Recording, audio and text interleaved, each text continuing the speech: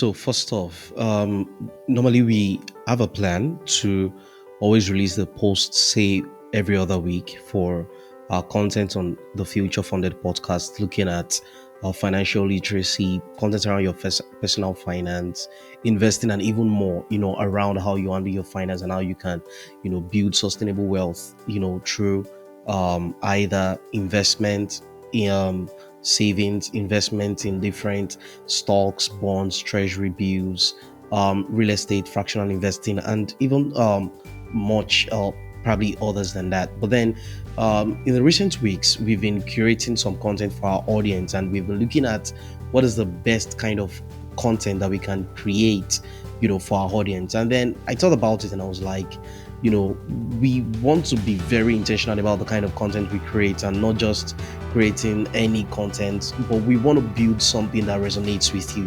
And so forgive us if we sort of like take our time to do that, because it's not just about creating something, but it's creating something of value, something that really brings value to you. And so while we're doing that, because we've been able to lock in a speaker within the real estate space, who is also into who is also into e-commerce, and we're going to be sharing the details very soon. But before we do that, I just thought that there's something of value we could also share, which is around how you are able to build visibility for your brand, build visibility for your development. Now, your that is probably how you apply to jobs or something, because again we realize the majority of our audience are millennials, so that means you're either an entrepreneur or you're looking to build in a sustainable career, for yourself. And I thought to share something around my experience around building a career. Now, it may not really apply to you, mine is in marketing. So I realized for the space of 7 to 8 years, majority of the significant jobs that I've gotten did not come because I applied to them. They came from referrals. People just hit me up on LinkedIn and they went to my inbox to say, "Hey, I love your profile. You seem to be a good fit to what we're looking for. Do you mind taking this test or applying to this role?" And I did. And oftentimes, I would say out of about 10 jobs that I've applied to, I've gotten about 9 or 8 of them. I think I failed at probably 2. And that's because I really wasn't well prepared for that job. But when I leaned in on those experiences, I then thought, how did it happen that these guys found me? I remember around 2018 when LinkedIn started to become a thing in Nigeria. I had a conversation with Aitayo then, and Aitayo was like, "Are you on LinkedIn?" I said, "No." And he was like, "Are you serious?" And then he called this guy, Adiola, who is now the CEO of Middleman. And the guy just came to my DM and he was like, "Guy, Alpha, can you send me a LinkedIn profile?" And then I sent him my LinkedIn profile. And I remember what he told Aitayo. He laughed and he said my LinkedIn profile was a mess. And then I had to optimize my LinkedIn profile. And so I started working on my profile, creating content, worked on my bio, worked on which other part? Yeah, my profile picture and other things, amongst other things, basically. Before I even started helping other people to optimize their profile. But that was the first thing that I got to do. And I saw that in working on my LinkedIn profile, there was a huge room for me to grow, because I started having people I wanted to mirror, people I wanted to sort of like reflect their experiences, and that sort of like really helped the direction I started to think, in optimizing my profile. So say for example, every month I'll go to Itayo's profile and I'll check how he works on his headline, how he works on his DP, how he works on his bio, even his experiences, and I'll be like, wow, this guy's experience, and I want to be like this guy. And so I would also look at how I can build my own portfolio. So building your portfolio on LinkedIn, for example, at that time, what did it mean? It mean you would have to create content, you need to create visibility for yourself, you need to build connections, you need to comment on people's profile, you need to interact with similar people who probably share the same value, share the same experience, or are sharing the same ambition with you on LinkedIn. And you need to sort of like find a way to connect with these guys, which is something I started to do on LinkedIn at the time. But something came out different for me. I got to realize that while checking these guys' profiles, one of the things I saw stood out for them was the fact that they were also developing themselves. So, for example, there was a time when I was in Ikeja, I was trying to fix my laptop, and I met this lady, and I asked her what she was doing. She told me she was a content writer, and I was like, "Oh, okay, can I connect with you on LinkedIn?" And then we connected on LinkedIn, and I checked her profile. I saw that she had certificates in content marketing, digital marketing, and I think content writing or something. And I saw that she got everything from HubSpot, and I checked Oxford. I saw that Oxford was offering these courses for free. So if you wanted to go into the marketing space and you needed some form of validation or something that would speak to your competence a little bit, you need something beyond your certificate. And mind you, I finished from Lautech, reading urban and regional planning. These had nothing to do with marketing. And then I went on Upsport. I decided that in about 3 months, I wanted to do about 5 courses. And then I started back to back doing courses on Upsport. And then that helped me land my first role because then they asked me, what is your experience? What have you done? And I had to leverage on some of my brand equity because at the time I was consistently posting on LinkedIn. This was something I observed from PCTME as well. Even at the time when Oche started posting on LinkedIn, I think I remember the very first time he posted on LinkedIn. But one thing I observed about this guy, and I found it weird at that time, he would use the same picture, but he was very consistent. He was utterly consistent. I would even say he was brutally consistent. The same way with PCT. She was very consistent on YouTube. She was creating posts about A/B testing, posts about go-to-market strategies, posts about email marketing, posts about how to optimize your open rates, your click-through rates, and all of that.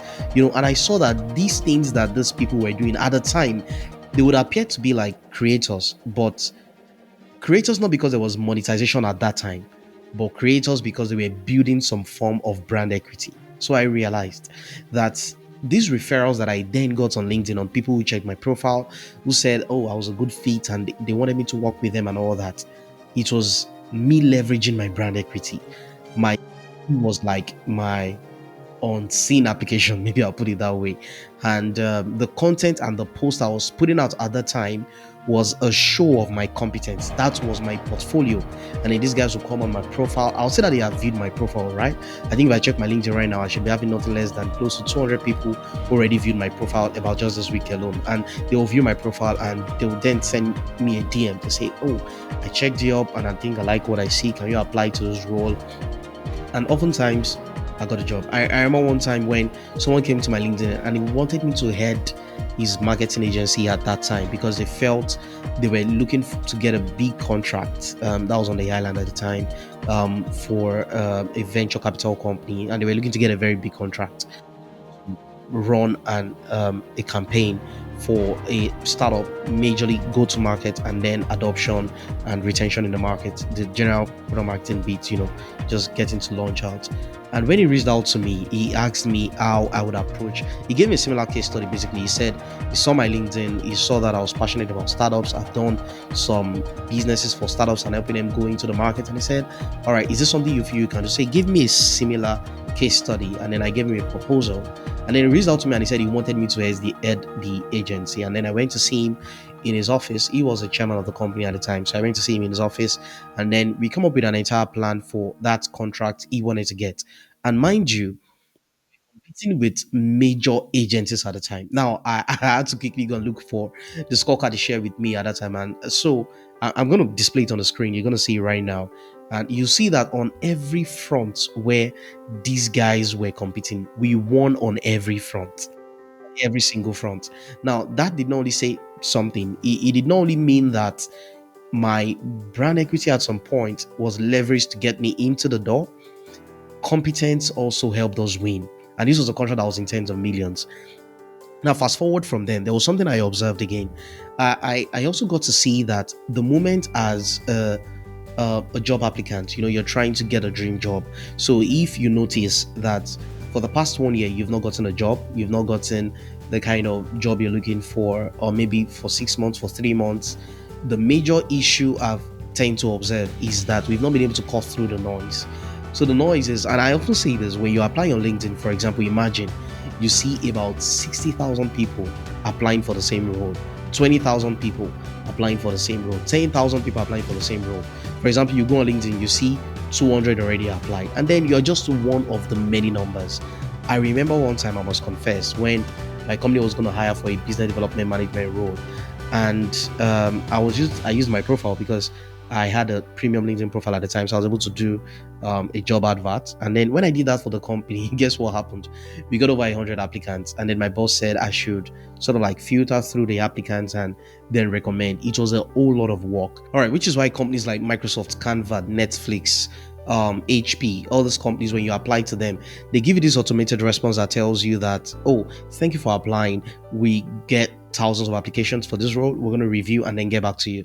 And then maybe a week later, you get, oh, we're sorry, we wouldn't be moving forward with your application, but we're going to keep your application. Should in case a role opens up and you're a match for that role, we're going to reach out to you. Now, why do you keep getting those rejection messages? Have you even stopped to think about it?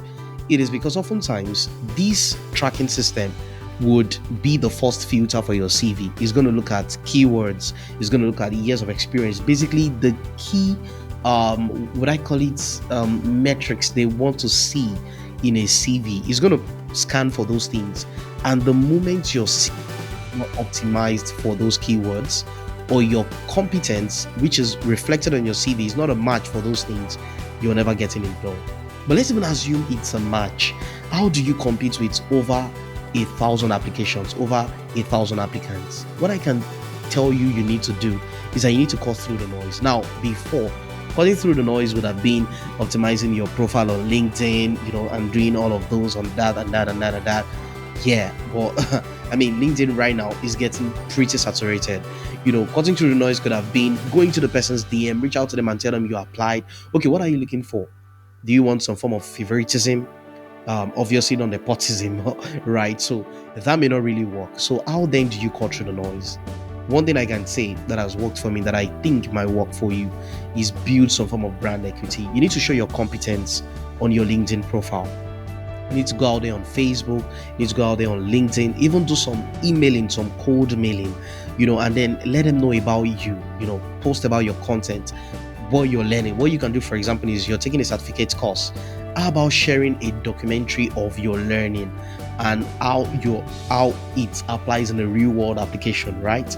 And then show that competence on LinkedIn or on platforms where potential employers can find you. Now, I know someone who gets a lot of job and gets a lot of things done on Twitter. Now, I don't think it's because he knows who is who on Twitter, but I think it's because he has also leveraged to build some brand equity on Twitter, and he knows how to cut through the noise. One of the things you need to think about in building a growing portfolio for yourself, where your employers can now begin to find some level of trust and see that, oh, this guy is competent for this role, and I think we can consider this person. Because mind you, while you have to cut through the noise, you're hiring people, or the recruiters also, they also have to cut through the noise. So if they are able to cut through the noise, one of the ways they would do that is probably just search on LinkedIn, product marketing manager, blah blah blah, and then they begin to go through LinkedIn profiles. They check your employment history, and then they probably compile a few profiles, and then they reach out to you in your DM to say, oh, we're looking for someone for a similar role, and you seem to be a good fit. Do you think you want to apply, or are you available to apply for this role? Something like that. So I think a very good start will be work on your brand equity, work on your profile. Then there's nothing stopping you from even having a website of your own, but majorly also putting something about yourself, about your work, about your competence, putting it out there. So now, speaking back to future funded and then the kind of content we want to create, we just want to make sure that whatever it is that we create resonate deeply with you. And even there was a time, I think we shared a survey in our community to ask people the kind of content they want to see more, the kind of feedback they would like to get more, and we're hoping, if you're probably one of our community and you're watching this video right now, we would like you to, fill that questionnaire. It helps us know how we can better curate, the kind of questions you want answered for you. So if, for instance, we're bringing this investor, we're bringing this real estate person to the podcast, we want to be asking him questions you want to be asking. We want to create conversations that you would like to have. Unfortunately, you're not here, but we are here. But we would like to reflect the kind of experience, the kind of knowledge you would seek, the kind of information you would like to get. We want to get it from this individual. So next week, we're going to be hosting someone like that. It's also a good friend. So it's going to be a surprise. Maybe not much of a surprise, but then we want to make you watch your time. And thank you for listening. And if you feel this was valuable to you in any way, please hit the subscribe button, like, comment, ask your questions, maybe about the ATS tracking, or maybe you want to review your CV or your portfolio, or you want to have a one-on-one with me to say, how can I improve my CV? How can I improve my portfolio? Maybe we just take some time to look at it together. You can just put it in the comment section. When you comment, when you like, when you subscribe to our post, it gives us the kind of visibility we're looking for. And once you do that, and we're also able to give you the attention you need to probably work on your portfolio better or create better content for you, you win, we win. So it's a win-win scenario here. Thank you. Cheers. See you another time. Bye.